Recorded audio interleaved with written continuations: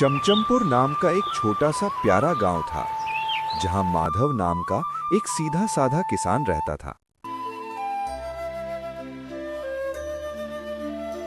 माधव के पास संपत्ति के नाम पर बस एक छोटा सा कच्चा घर और 2 बीघे का सूखा खेत था। चिलचिलाती धूप में माधव दिन भर मिट्टी खोदता, बस इस उम्मीद में कि शायद इस बार आसमान मेहरबान हो जाए। एक सुबह जब सूरज अभी निकल ही रहा था, माधव की पत्नी लक्ष्मी सूखी रोटियां और पानी का लोटा लेकर खेत पहुंची। माधव को पसीने में तरबतर देख उसका दिल भर आया और उसने कहा, अरे भाग्यवान, अब बस भी कीजिए, थोड़ा सुस्ता लीजिए। इस तपती धूप में ऐसे काम करेंगे तो जान निकल जाएगी। आखिर किसके लिए ये जान खपा रहे हैं? माधव ने माथे का पसीना पोंछते हुए गहरी सांस ली और धीमी आवाज में कहा, लक्ष्मी, सुस्ताने का समय कहाँ है? देखो, गांव का कुआं सूखता जा रहा है, खेतों की मिट्टी भी जैसे प्यास से फट रही है। और उधर लाला चंपकलाल का कर्ज, उसकी तारीख भी सर पर आ खड़ी हुई है। अगर इस बार फसल नहीं हुई ना, तो बच्चों की स्कूल की फीस, उनके सपने और हमारे घर का चूल्हा, सब कुछ भगवान भरोसे रह जाएगा। हे राम जी, हमारा क्या होगा? तभी गांव का सबसे अमीर और चालाक आदमी लाला चंपकलाल अपने नौकर के साथ वहां आ पहुंचा। लाला ने अपनी मोटी तोंद पर हाथ फेरते हुए हंसकर कहा, क्यों माधव, इस पत्थर जैसी जमीन से सोना निकालने की कोशिश कर रहे हो? देखो, मेरा दिल बड़ा है, ये सूखा खेत मुझे बेच दे, तेरा सारा कर्जा माफ कर दूंगा और तुझे अपने यहां मुनीम भी रख लूंगा। माधव ने हाथ जोड़कर स्वाभिमान से कहा, नहीं लाला जी, ये खेत मेरे पुरखों की अमानत है। मैं मेहनत करूंगा, पर इसे बेचूंगा नहीं। लाला तिलमिला उठा और जाते जाते तीखी धमकी दे गया, सुन ले, अगले महीने तक पैसे नहीं चुकाए तो पंचायत बैठेगी और खेत तेरे हाथ से निकल जाएगा। उसी रात थका हारा माधव जंगल के सुनसान रास्ते से घर लौट रहा था। चारों ओर सन्नाटा और ऊपर से घना अंधेरा। तभी उसकी नजर एक पुराने बरगद के पेड़ के नीचे पड़ी, जहां एक बूढ़े महात्मा बेसुध पड़े थे।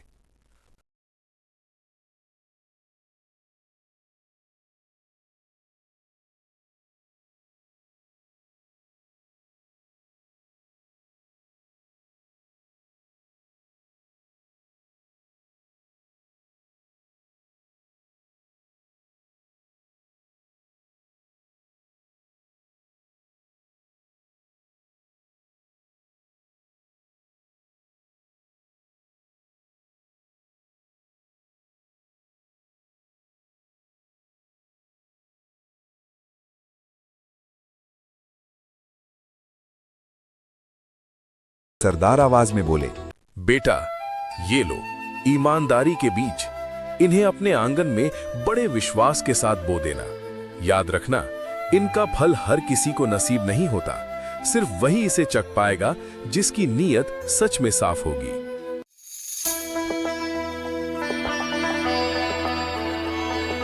माधव जब घर पहुंचा तो बिना देर किए उन बीजों को अपने आंगन की नम मिट्टी में सावधानी से बो दिया। हाथों से मिट्टी को सहलाया, मानो कोई उम्मीद बो रहा हो। उसका शरीर थकावट से टूट चुका था, लेकिन दिल में एक अजीब सी शांति थी। वो चुपचाप लेट गया और कब गहरी नींद में खो गया, उसे खुद भी पता नहीं चला।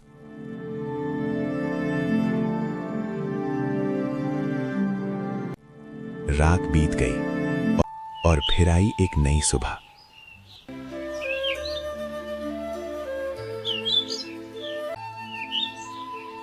जैसे ही माधव की आंख खुली, उसे कुछ अलग सा महसूस हुआ। हवा में एक अनोखी खुशबू थी, आंगन से जैसे कोई रोशनी सी फैल रही थी। वो घबराकर उठ बैठा, धीरे धीरे बाहर की ओर बढ़ा और फिर जो उसने देखा, उसे देखकर उसकी सांसें थम सी गईं। उसके आंगन में एक दिव्य जादुई पेड़ खड़ा था। उस पेड़ की डालियों पर ताजी रंग बिरंगी सब्जियां लटक रही थीं, जो हवा के हल्के झोंकों के साथ झूल रही थीं। अनाज के चमचमाते दाने भी उसकी शाखाओं से लटक रहे थे, जैसे वो पेड़ समृद्धि का प्रतीक हो। उसके पास ही मिट्टी के छोटे छोटे घड़े, जिनमें शुद्ध दूध भरा था, सजे हुए थे। दूध की ताजी खुशबू हर ओर फैल रही थी, जैसे ये पेड़ एक अद्भुत आशीर्वाद हो। माधव और लक्ष्मी दोनों की आंखों में खुशी के आंसू आ गए। माधव ने लक्ष्मी से कहा, लक्ष्मी, ये चमत्कार सिर्फ हमारा नहीं है, ये पूरे गांव के लिए ईश्वर का आशीर्वाद है। हम अकेले इसका सुख कैसे रख सकते हैं जब हमारे अपने लोग ही तकलीफ में हो। कल से इस पेड़ का फल हर उस घर तक जाएगा जहां चूल्हा ठंडा है और उम्मीद बुझ चुकी है। देखते ही देखते पूरे गांव की तस्वीर बदलने लगी। जहां कभी सन्नाटा और भूख थी, वहां अब खुशहाली मुस्कुरा रही थी। माधव ने उस दिव्य पेड़ को सिर्फ अपने तक सीमित नहीं रखा, वो हर दिन हर गरीब के घर तक खाना पहुंचाने लगा। किसी के चूल्हे में आग जली तो किसी के चेहरे पर उम्मीद लौटी।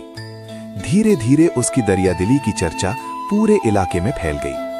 और फिर ये खबर जा पहुंची लालच में डूबे लाला चंपक लाल के कानों तक। ये सुनते ही उसके मन में लालच का काला साया जाग उठा। उसकी आंखों में चमक थी, मगर वो इंसानियत की नहीं, स्वार्थ की थी। उसने मन ही मन सोचा, अगर ये पेड़ मेरे पास आ जाए तो मैं इसके फल बेचकर रातों रात अमीरों का भी राजा बन जाऊंगा। और फिर एक साजिश रची गई। आधी रात का सन्नाटा, चारों ओर गहरा अंधेरा।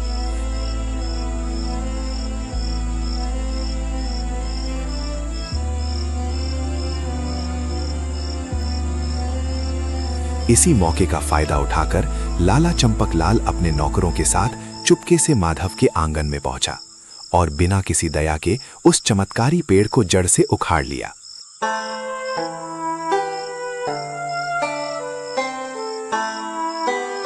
उसे अपने आलीशान बंगले के आंगन में ले जाकर फिर से लगा दिया। सुबह होने से पहले ही वो अपने सपनों में खो चुका था। जैसे ही पहली किरण फूटी, लाला लालच से भरी मुस्कान के साथ पेड़ के पास पहुंचा। उसने हाथ बढ़ाया पेड़ से फल तोड़ने के लिए, लेकिन तभी एक भयानक डरावना चमत्कार हुआ। वो हरा भरा चमकता पेड़ पल भर में काला पड़ गया। उसकी डालियां सूखकर टेढ़ी मेढ़ी हो गईं। जहां पहले ताजा अनाज लटकता था, अब वहां से जहरीले बिच्छू रेंगने लगे। जहां मीठे फल थे, वहां नुकीले खतरनाक कांटे उगाए। कुछ ही पलों में पूरा बंगला कीड़े मकोड़ों से भर गया। लाला चंपक लाल की आंखों में डर समा गया। उसका चेहरा पीला पड़ गया। वो घबराकर चीखने लगा, बचाओ, कोई तो बचाओ मुझे। उसकी आवाज सुनकर माधव और गांव के लोग वहां दौड़े चले आए। और तभी अचानक वहां वही बूढ़े महात्मा प्रकट हुए। उनकी आंखों में तेज था और आवाज बिजली की तरह गूंज उठी। लाला चंपक लाल, ये पेड़ खुशियों का प्रतीक था, लेकिन तुम्हारे लालच ने इसे जहर में बदल दिया। तुमने दूसरों का हक छीनने की कोशिश की है। और याद रखो, जो दूसरों की रोटी छीनता है, उसके अपने हिस्से का सुकून भी उससे छिन जाता है। ये प्रकृति का नियम है और न्याय भी। ये कहने के बाद वे बूढ़े महात्मा वहां से गायब हो गए। लाला चंपक लाल ये सब देखकर पूरी तरह टूट गया। उसके चेहरे पर डर साफ झलक रहा था। वो कांपते हुए आगे बढ़ा और माधव के सामने घुटनों के बल गिर पड़ा। आंखों से आंसू बह रहे थे, आवाज भर्रा रही थी। माधव, मुझे माफ कर दो। मैंने लालच में अंधा होकर बहुत बड़ी गलती कर दी है। वो रोते रोते अपने किए हुए हर पाप की माफी मांगने लगा और फिर कांपते हाथों से माधव के खेत के सभी कागजात वापस लौटा दिए। सिर्फ इतना ही नहीं, उसने गांव के हर गरीब का कर्ज माफ करने का वादा भी कर लिया। जैसे ही उसके मन से लालच का बोझ उतरने लगा, एक अजीब सा चमत्कार हुआ। वो काला डरावना पेड़ धीरे धीरे फिर से चमकने लगा। उसकी टहनियां हरी हो गईं और उसमें जीवन लौट आया, मानो प्रकृति खुद कह रही हो कि सच्चाई और त्याग ही असली ताकत है। उस दिन के बाद गांव की तस्वीर पूरी तरह बदल गई। ना कोई भूखा रहा, ना किसी के घर अंधेरा रहा। हर तरफ बस सुकून, भरोसा और खुशहाली फैल गई।